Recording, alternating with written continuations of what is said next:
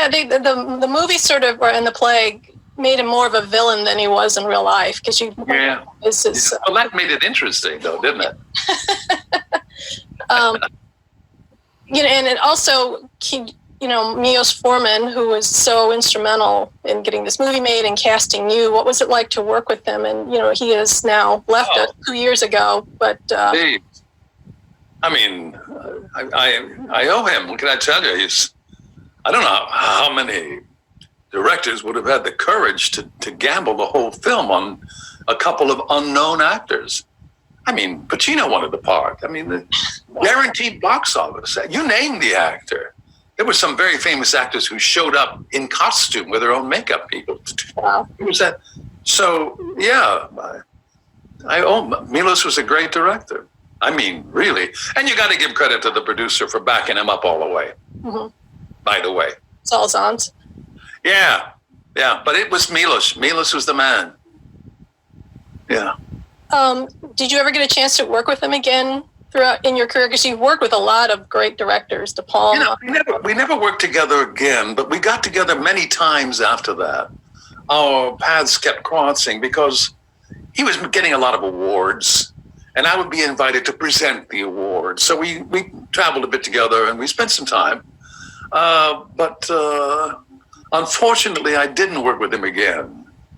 I did work with De Palma a couple of times, a man I like very much. And Wes Anderson always invites me back now that we work together. Mm-hmm. What a wonderful guy, good Texan to work with. Really. Have you ever met him? No, but I love his movies, like Moonrise Kingdom and... you would love him. The man himself is just... he's a delight. I can't say enough nice about him. But also the Coen brothers. Now, if I could only work for a small group of people like that again, I'd do it. Just Wes Anderson, the Coen brothers, De Palma, who's not doing much work now. He lives nearby. And Tom Holtz lives across the street. Oh, really? Yeah. Stay in contact with him? He's a successful producer, so he travels a lot around the world. So what was it like to be nominated against Mozart? Because a lot of times when that happens, the two candidates split the vote and then neither one wins, like All About Eve, No, I never, I'll tell you, I hate to disappoint people by saying that I wasn't nervous about that at all. The ride had been so great. And what had been offered to me and the chance that I had, that was enough. Because I knew, after I saw the film, I knew that this was going to be a lasting piece of work. Not just because of my performance. The whole film was good. Everybody was good. Mm-hmm. But I knew that the central character was neither Mozart nor Salier. It was the music. And that really sustains the film, I think. And I gave a good performance. So did Tom. I never felt envious at all. And frankly, every actor goes into these things thinking and hoping that he's going to take out everything, all of the awards, everywhere. And by the time I got to that award, I had been winning quite a few important ones in Europe and in LA. So I felt, I don't want to say confident, because I didn't want to curse it. Mm-hmm. I never felt worried about Tom or anyone else either. But it's an amazing performance that stands the test of time. I was just watching it again over the weekend, and it just, the film really holds up, unlike, other films maybe from that era. Obviously because it's a period piece, but there's something very timeless in the way it was directed and acted. I'm so glad to hear that, because I can't watch myself too often. It's been a long time since I've seen that film. Does it still work? Yeah, I think so. The only thing I'm thinking nowadays, maybe they would have shot it in German, but back then nobody. That was just kind of still verboten. What was that ever considered? I don't know, but when I make films all over the world, if they're playing that Amadeus, sometimes they play it with full orchestras. Mm-hmm. And I usually, if I'm in the city when they're doing it, they invite me to come as a guest. So I have seen the film, they play in German. And I've seen it in British too, which is a very different sound from American.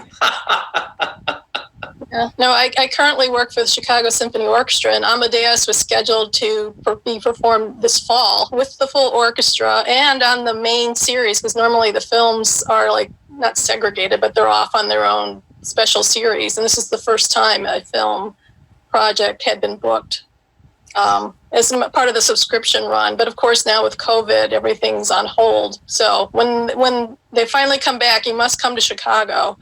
And listen, that's one of my favorite cities in the world. Really? Absolutely. I saw a film there some time ago, but I'm in love with that. So I've got a couple of films there. I think that Drake Hotel is a great hotel. And the Four Seasons in Chicago is a great Four Seasons, one of the best in the country, I think. But it's the city itself. If I could make a living there, because, there's not that much. There's a lot of theater in Chicago, and I need the theater. Mm-hmm. But it's not paying theater. There's only one or two venues. Right. See? So I can't do it. But I feel very comfortable in Chicago. Wintertime, summertime. I did the Merchant of Venice in the wintertime. So it's cold. I mean, so what?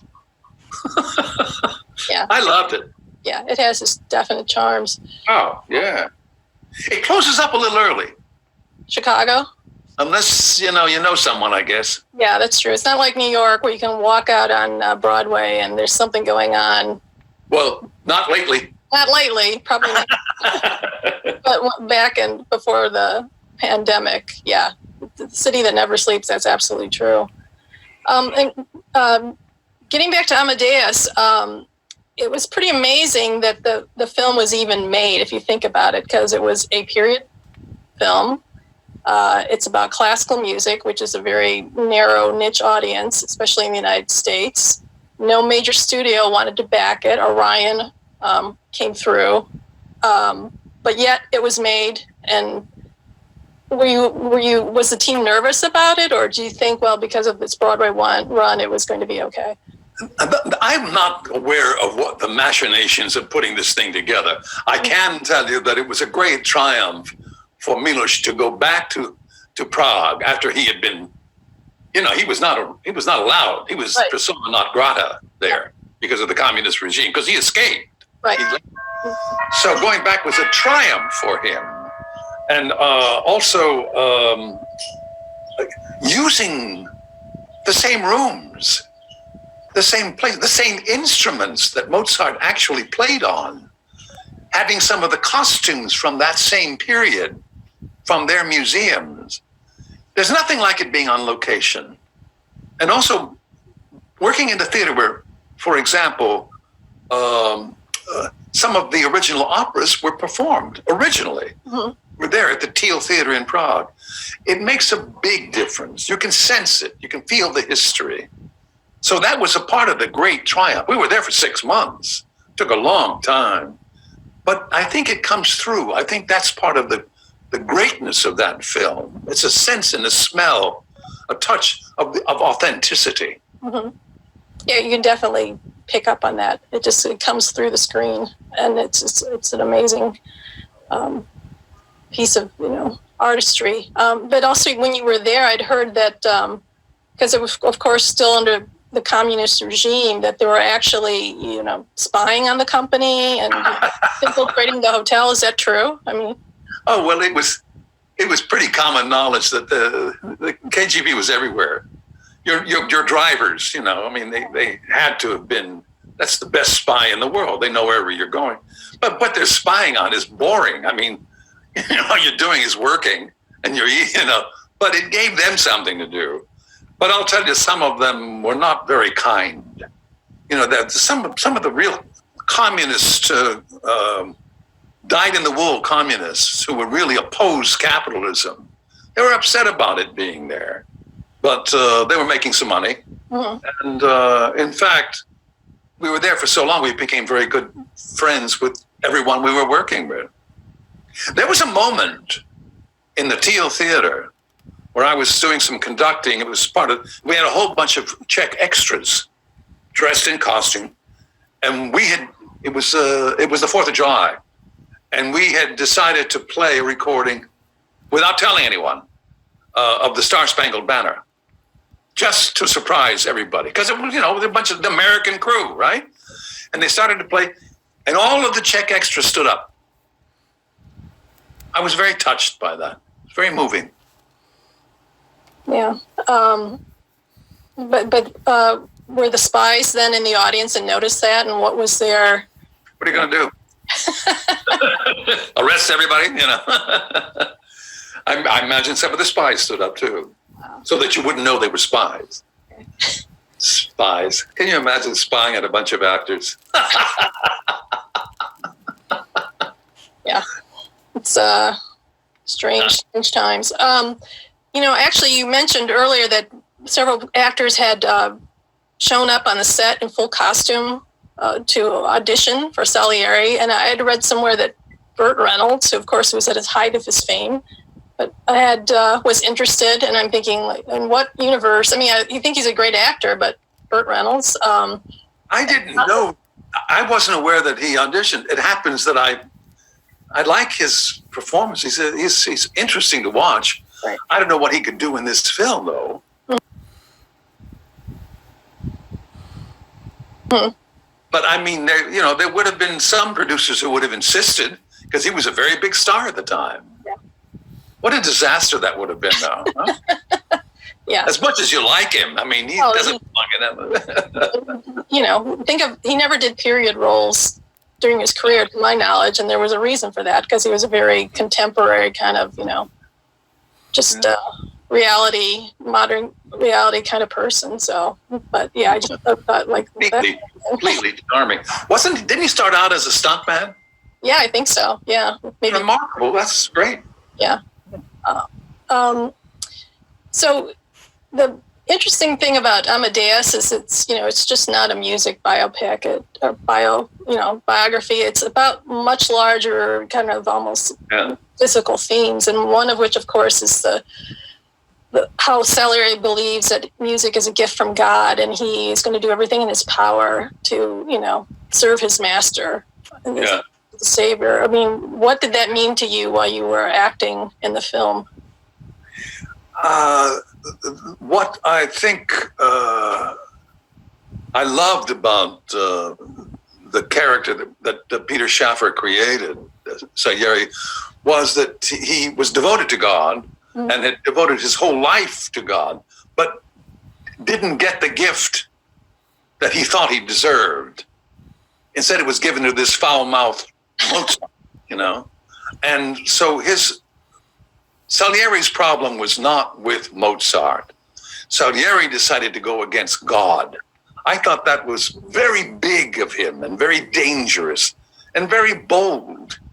And that's what I liked about him. He was not a small-minded man. He decided to go after God himself. And I'll tell you, my mother, rest her soul, Italian lady, she, serious Catholic, mm-hmm. she was upset about that. When I threw the crucifix in the fire, she was really upset. I said, Mom, it's just a movie. I said, no, you shouldn't do that. Mm-hmm. So when you do that kind of thing, a lot of people take it extremely seriously. But I believe that Salieri took it seriously and was offended that God passed him by. And it's interesting that, he had no personal life in the film, and yet in real life he was married and he had 8 children. So, I mean, he was a man of many contradictions, I guess. Yes, but I tell you, the creation by Peter Schaffer is it's an unforgettable creation. No question about that. But one of the things about, I don't know. You don't have many opportunities like this. And after I won the Academy Award and I got all those notices and all the accolades and everything, I thought it's going to be easy to get other roles like this, as good as this. And the stuff that was being offered to me was just so bad. I mean, it was a lot of money, and I was broke. I mean, I was making a living, but that's all. But I didn't see myself doing anything less than what I had accomplished. I've always thought of myself as a very serious actor, and whether it's comic roles or tragic roles. And that's the kind of thing I insisted on doing. So I just started doing only theater because it was the most satisfying. The Shakespeare and Moliere and just any great role that was offered to me.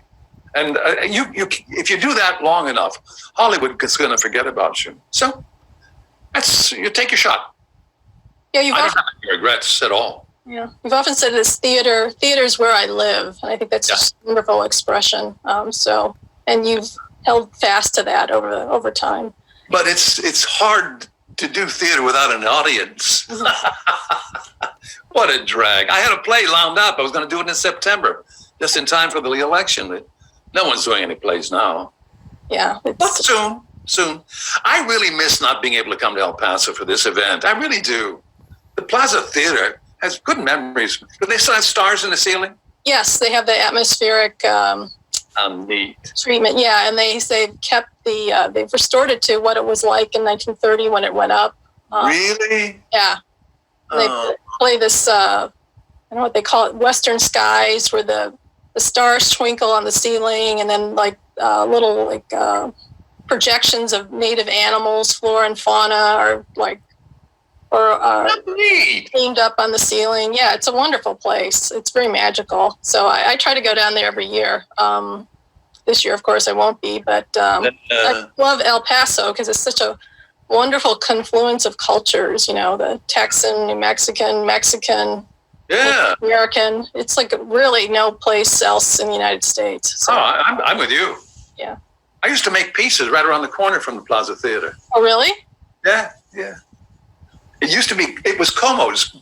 And now, that was run by a relative, but now Como's is a much bigger restaurant up on Mesa, and that's run by my cousins. Oh, really? Z's family. Yeah, it's a very good Italian restaurant. So, yeah. You should try it next time you go. I will. Como's. Okay. On Mesa, definitely. Well, before we need to sign off, was there anything else you wanted to mention in terms of Amadeus? And I also wanted to ask you, I assume you're a classic film fan, and if so, what films that would be on the F. Murray Abraham Festival, should you ever have a chance to program something of that nature? There's so many. You can't pass over the Fred Astaire films. It's a treat to watch those dancing films.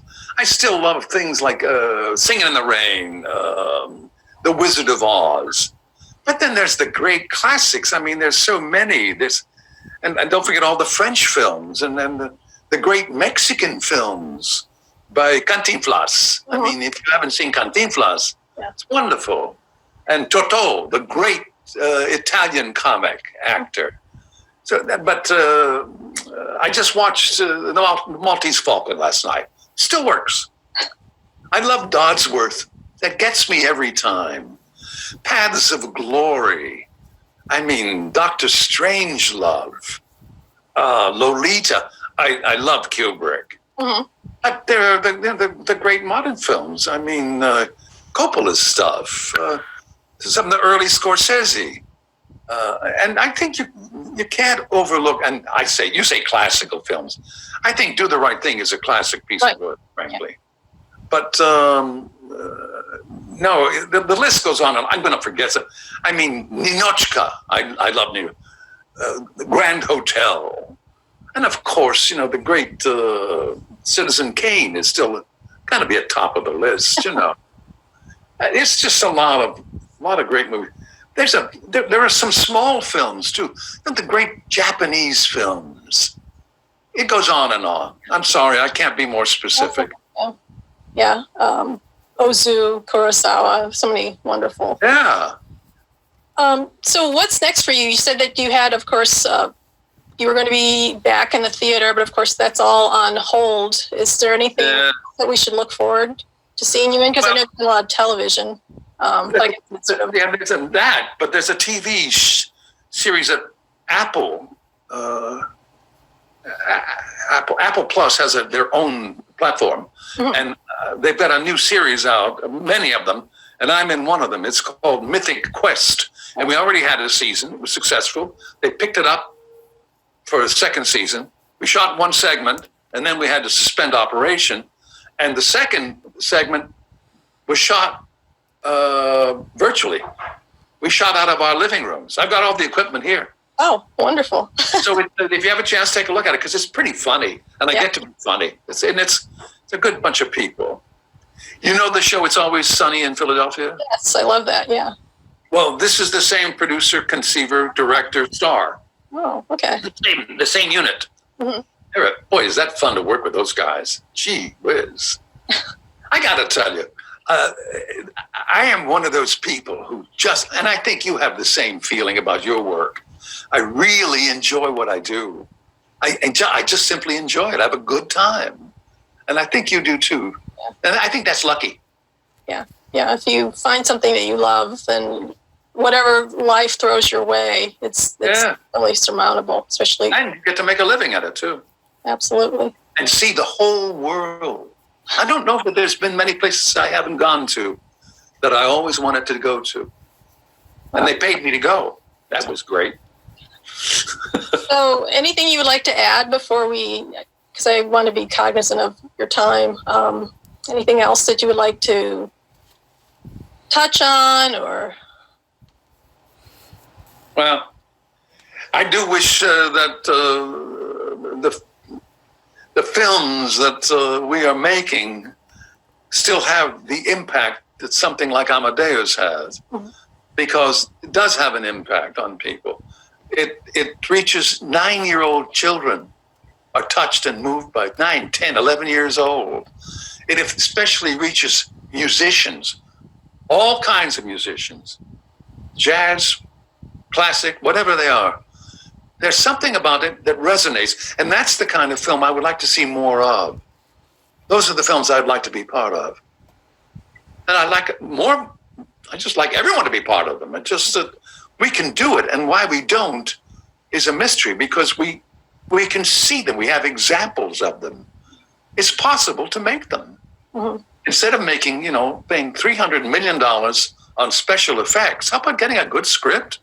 Getting a good bunch of actors together, a good director, and making a movie. Yeah. That's kind of Wes Anderson's mentality, as well as the Coen brothers. Mm-hmm. Just come in with a good script, good directors, good actors, and make a movie. And have a good time. Let's not forget that. Yeah. Have a great time at the Plaza Theater. And so I hear you're going to be back next year, we hope. Oh, listen, if this pandemic is ever over, I've got a lot of friends there. And besides, I love Mexican food, and there aren't many good Mexican restaurants in New York. I don't care what they say. There are in Chicago. Right, absolutely. Yes, indeed. So yeah. Wonderful. Well, I thank you so much for your time, Mr. Abraham, and we look forward to seeing Amadeus virtually at the Plaza Film Festival, and hopefully maybe seeing you in person sometime soon. So. Qué bien. Nos vemos, ¿eh? Adiós. Yes, saludos. So, Que le vaya bien.